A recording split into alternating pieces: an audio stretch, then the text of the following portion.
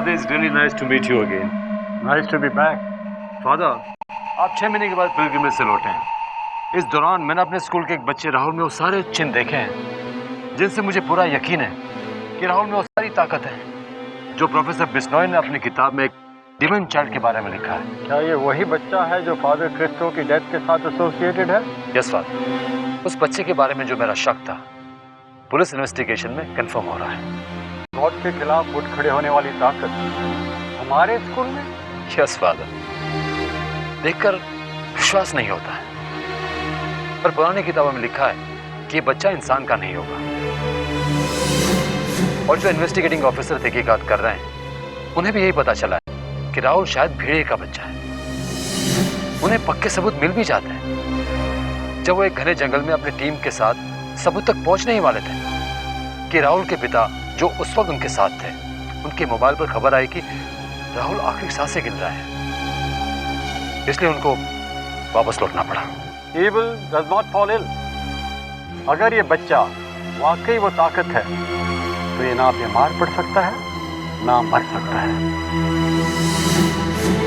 अपनी इन्हीं उलझनों को आपके पास सुलझाने आया। फादर डकुना, मान लो आप सही कह रहे हैं, तो ये बच्चा बीमार क्यों पड़ा? सिर्फ पुलिस को सबूत तक पहुंचने से रोकने के लिए? नो, उसके पास और बेहतर रास्ते होते हैं। फादर, हो सकता है वो मैं डिस्ट्रैक्ट करना चाहता हूँ, हमारा ध्यान बटाना चाहता हूँ। मगर क्यों? कोई कारण होना चाहिए, और अगर है तो वो जानना जरूरी है। फादर, कुछ दिन पहले राहुल बीमार पड़ा था तो हॉस्पिटल में एक अजनबी उससे मिलना आया। बड़ी अजीब सी बातें कर रहा था। कह रहा था कि चांद तारे लुप्त हो सकते हैं लेकिन राहुल नहीं मर सकता।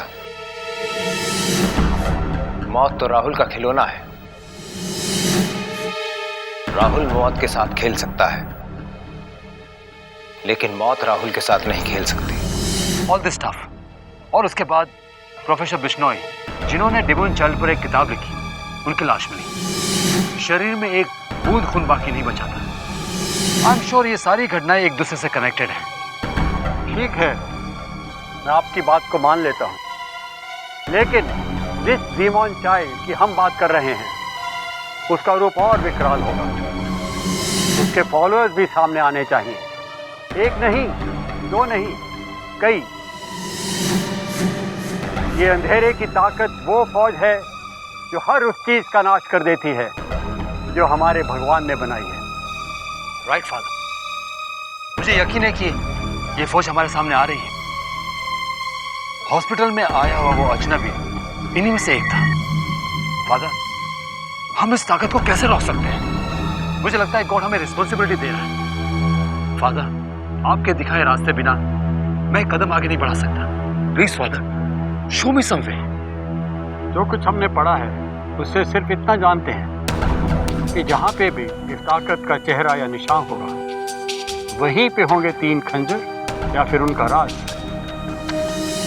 इस ताकत का खात्मा सिर्फ इन 3 खंजरों से ही हो सकता है। फादर, शायद मैं आपको बता सकता कि ताकत की शुरुआत कहाँ से है। फादर, हम कोशिश। कोई फायदा नहीं होगा फादर डकुना। Our God is great. उसने पूरी शैतान फौज को खत्म करने के लिए सिर्फ एक आदमी चुना है। वो आदमी जो मानव जाति का मसीहा होगा, सिर्फ वो इन 3 खंजरों को इस्तेमाल कर पाएगा और कोई नहीं। फादर, ये शैतानी शक्ति हमारे सामने है, पर मसीहा कहाँ है? कैसे ढूंढेंगे मुझसे? इसका जन्म एक आम आदमी के रूप में होगा, लेकिन इसके शरीर पर एक निशान होगा। वो निशान इसकी रक्षा करेगा।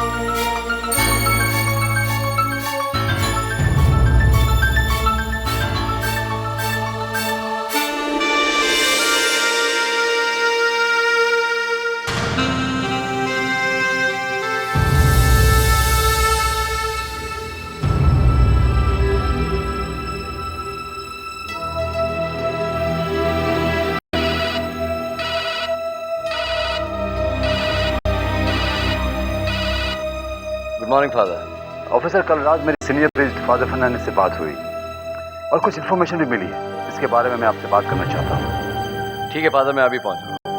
Thank you. Officer, father Fernandes ने बताया कि इस शैतानी ताकत पर हम विजय हासिल कर सकते हैं। कैसे फादर? फादर फर्नांडिस को यकीन के साथ पता है कि पूरी शैतानी ताकत की फौज को हटाने के लिए हमारे गॉड ने एक ही इंसान को चुना है, and he is the saviour of mankind. कौन है ये आदमी फादर? कहाँ है? अभी तो हम उसे नहीं पहचानते हैं, मगर हाँ, उसके शरीर पर एक खास निशान होगा जिससे पता चल जाएगा कि हमारा मसीहा कौन है। कहाँ है ये निशान फादर? कैसा है ये निशान? कैसा है, क्या है, ये तो पता नहीं, पर हाँ, उसे ढूंढने के लिए मैं जा रहा हूँ। फादर, ये सेवियर कौन है ये हम नहीं जानते। जिस निशान से हम उसे पहचान सकते हैं वो कैसा है ये हम नहीं जानते। हम आगे कैसे बढ़ेंगे फादर? रास्ता मिला है तो चलते चलते मंजिल भी मिल जाएगी। यहाँ से 400 किलोमीटर दूर एक मॉनेस्ट्री है, वहाँ पर बहुत पुरानी किताबें हैं और फादर फर्नांडिस को यकीन है कि हमें वहाँ पर उस निशान की तस्वीर जरूर मिलेगी, और वहाँ जाने के लिए आज ही निकल रहा हूँ। फादर, एक और बात पता लगा सके तो लगाइए। मैं राजीव सक्सेना को प्रोफेसर बिश्नोई के घर लेकर गया था, फिर मैं उन्हें उस गुफा लेकर गया था। दोनों जगह उन्हें एक अजीब सा एहसास हुआ। उन्हें दोनों जगह डेड ब्लड की मौजूदगी का एहसास हुआ। Dead blood? Yes father. Rajeev Saxena का मानना है कि यहाँ दोनों जगह कुछ ऐसा है जो जीवन से परे है, आत्माओं से हटके, कुछ ऐसा जो जीवित नहीं है। ये उसे डेड ब्लड कह रहा है। ऑफिसर, हो सकता है ये शैतानी शक्ति उस डेड ब्लड से बनी। जो भी हो, मॉनेस्ट्री में अगर इसके बारे में कोई जानकारी मिलेगी तो मैं जरूर लेकर आऊंगा। ठीक है फादर, मैं आपके लौटने का इंतजार करूंगा। वैसे भी रूबी गुजराल धौलपुर से काफी जानकारी लेकर लौट रही है। चलता हूँ father. God bless you. Thank you father. Dead blood.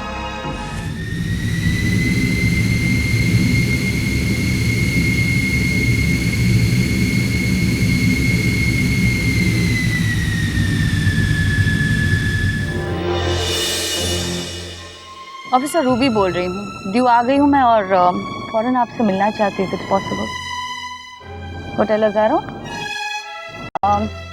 आधे घंटे में। Okay, thank you.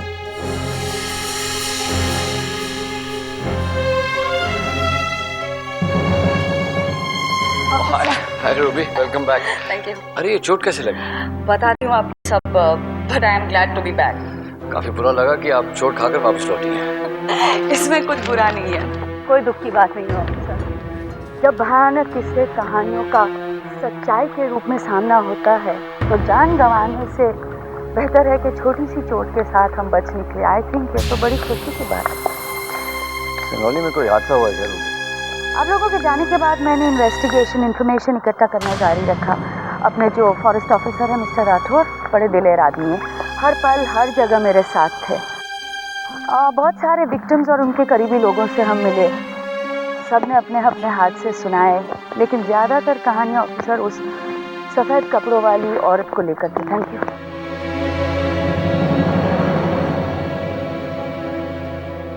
रूबी, हम उस लड़की को देख चुके थे। वो एक कहानी नहीं, हकीकत है। वो हकीकत फिर एक बार मेरे सामने आई ऑफिसर। धौलपुर से हम वापस लौट रहे थे, लेट था। मिस्टर राठौर गाड़ी चला रहे थे। अचानक वो चीखे और जोर से ब्रेक लगाई। झटका इतनी जोर से लगा कि मेरा सर जाकर ये विंडस्क्रीन से टकराया और गाड़ी रास्ते से नीचे उतर गई और पेड़ में जाकर टकराई। मैं बेहोश हो गई। जब होश में आई तो देखा कि वो मिस्टर राठौर वहाँ पड़े थे। सर से बहुत खून बह रहा था, लेकिन सांसें चल रही थी, बेहोश हो गए थे। और फिर अचानक मैंने पीछे देखा और वो उठी वहाँ, वही औरत सफेद कपड़ों में, आंखें आंसू से भरी, लाल जलती हुई। वो मुझे घूर रही थी और उसने मुझसे कहा कि मेरा बच्चा मेरे पास वापस आएगा। अगर तुम लोग मेरे रास्ते से नहीं हटे तो आपके साथ साथ और भी बहुत सी जाने जाएगी। खौफ से एक पल के लिए मैंने आंखें बस बंद कर ली और इट वाज गॉन। वो पल में गायब हो गई, नहीं थी वो वहाँ। एक पल में कोई पीछे की सीट से कैसे गायब हो सकता है? But she was not there. मुझे इतना डर लगा कि मैं वापस बेहोश हो गई। I'm sorry to hear that, Ruby. Ruby, कहीं ये हादसा तुम्हारी कल्पना में तो नहीं हुआ है? हर समय उस लड़की के किस्से, बार बार उस लड़की की वजह से हुए हादसे के बारे में तुम बोल रही हो। कहीं ये तुम्हारी कल्पना में महज एक डरावना सपना तो नहीं है? सपना होता तो सिर्फ मैं देखती ना ऑफिसर। लेकिन जब हम धौलपुर के हॉस्पिटल में गए ये सब पट्टी वट्टी लगाने के लिए, तब मिस्टर राठौर ने मुझे बताया कि अचानक वो औरत गाड़ी के सामने आई, रोती हुई। मिस्टर राठौर ने ब्रेक लगाई, गाड़ी को मैनेज करने की कोशिश की, लेकिन गाड़ी रोड से उतर गई और वो एक्सीडेंट हुआ। कह रहे थे कि कोई और होता तो उसे हार्ट अटैक आ गया होता। I hope mister Rathore is okay. Yeah, he's okay.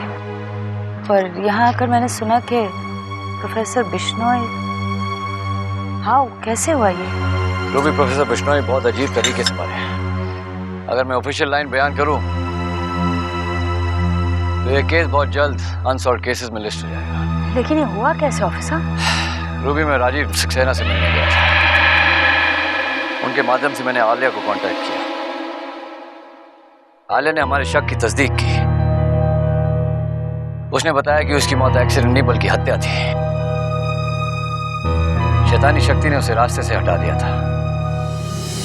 जिस ट्रक ने उसे कुचला था वो खुद ब खुद चल रहा था। फिर आलिया ने हमें बताया कि वो शैतानी शक्ति प्रोफेसर बिश्नोई को खत्म करने जा रही है। मैंने फौरन प्रोफेसर बिश्नोई को फोन करके वार्न करना चाहा, लेकिन बहुत देर हो चुकी थी। वो दम तोड़ चुके थे। उनकी मौत की हालात ने सबको पजल कर दिया। फोरेंसिक डॉक्टर्स भी चकरा गए। लेकिन मौत का कारण क्या था? रूबी, यही बात समझ में नहीं आई। प्रोफेसर बिश्नोई की गर्दन पर सांप के काटने के निशान थे और अचंभे की बात है कि उनके शरीर में एक बूंद खून नहीं था। How can that be possible, officer? ऐसा ही हुआ है रूबी। और एक और जरूरी बात है जो आलिया ने हमें बताई कि शैतानी शक्ति पर विश्वास करने वाले लोग दीव में आ रहे हैं। और इस बात का मेरे पास पुख्ता सबूत है। कैसा सबूत? एक अजनबी जिंदा गोम्स की कब्र ढूंढ रहा है और वही अजनबी राहुल का शुभचिंतक बनकर उसे हॉस्पिटल में मिलने आया था। राहुल अभी तक बीमार है, हॉस्पिटल से निकला नहीं? हाँ, हॉस्पिटल में है। लेकिन मिस्टर मल्होत्रा उसे किसी भी वक्त घर ले जा सकते हैं। राहुल को दवाई दे दी? हमारा बेटा इतने दिनों के बाद हॉस्पिटल से घर आया। आपको खुशी नहीं है बल्कि परेशान लग रहे हैं। सुधा, मुझे तुमसे एक बहुत जरूरी बात करनी है। क्या? तुम्हें याद है एक अजनबी राहुल से मिलने हॉस्पिटल में आया था? हाँ, वो अजनबी जो बेकार में जान पहचान बढ़ाने की कोशिश कर रहा था। नहीं, बेकार में नहीं सुधा, वो सब कुछ जानता है। देखिए, मैं राहुल की माँ हूँ और मैं जानती हूँ कि वो किस किस को जानता है। सुधा, राहुल के बारे में कई ऐसी बातें जो मुझे लगता है कि तुम्हें जानना बहुत जरूरी है। मुझे बेवजह एक अजनबी की बातों को लेकर परेशान नहीं होना है।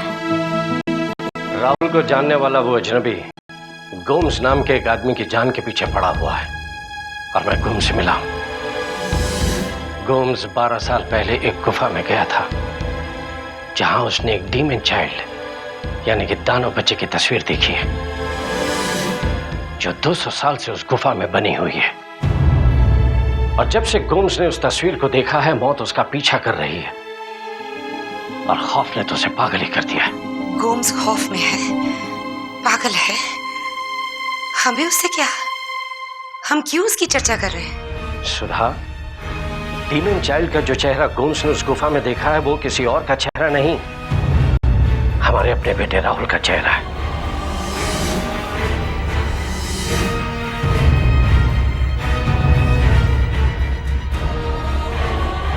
आपको अपने बेटे पर विश्वास नहीं, अपनी पत्नी पर विश्वास नहीं, विश्वास है तो एक ऐसे आदमी पर जो आप ही के कहे अनुसार पागल है। सुधा, मुझे दुख तो इस बात का है कि तुम्हें मुझ पर विश्वास नहीं। मेरे सीने में भी एक बाप का दिल है। जान से ज्यादा प्यार करता हूँ अपने बेटे को और तुम लोग की खुशी के लिए तो मैं अपनी जान तक कुर्बान कर सकता हूँ। लेकिन सुधा, जो आज सच्चाई मेरे सामने है मैं उससे मुंह नहीं मोड़ सकता हूं। मुझे ताज्जुब है कि आप ऐसी बातों पर विश्वास कर सकते हैं। आपकी सोच इस तरह की हो सकती है। सुधा, बात सोच की नहीं, सच की है। मैंने हर पहलू को समझा है, परखा है, तभी मेरी हिम्मत हुई है तुमसे ये सब बात करने की। धौलपुर में कई बातों को मैंने अपनी आंखों से होते हुए देखा। लोग इस तरह की बातें ऐसे नहीं करते हैं सुधा। धुआं बिना आग के पैदा नहीं हो सकता। सच तो ये है रवि कि आप पर फादर डिकोना और उस ऑफिसर जैसे लोगों की बातों का असर हो गया है, और न जाने क्या नाम शनाब कह जा रहे हैं। एक पागल की बातों का पतंगड़ बना रहे हैं आप। सुधा, गोम्स पहले पागल नहीं था, लेकिन जब से उसने राहुल का चेहरा देखा बस रवि, मुझे इस बारे में और कोई बात नहीं सुननी है। घर के मुखिया का काम होता है अपने घर को बांध कर रखना, और आप तो अपने घर को आग लगा रहे हैं। सुधा, तुम मेरी बात समझते क्यों नहीं हो? समझो जरा, तुम इस तरह से नजरअंदाज नहीं करती अगर तुमने वो सब देखा होता जो मैंने देखा। गोम्स ने धौलपुर में बस